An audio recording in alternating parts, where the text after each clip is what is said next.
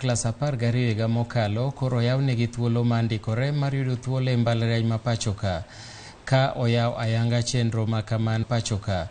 Ka oyaw ayanga chenro ma kamano e mbui, jatend migawo mar somo Ezekiel Machogu owacho ni kwan jopuonjre 173,127 manoyudo C+ kadhi nyime biro yudo thuolo e mbalariany ma pachoka, ka jogo manoyudo matin ne manoyudo thuolo e kuonde tiegruok mamoko mag piny owacho.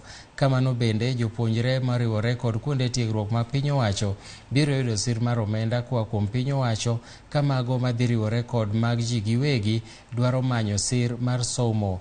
Jopuonjre maromo 869, 782 duto notimo penj e higa mokalo. The Kenya Universities and Colleges Central Placement Service will place all qualified candidates to various programs based on merit and a choice to universities, colleges, national polytechnics, and other TVET institutions.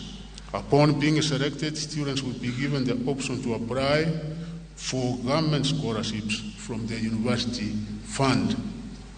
Placed students will also have the opportunity to apply for loans from the Higher Education Loans Board, which will be allocated upon using a foolproof the means testing instrument.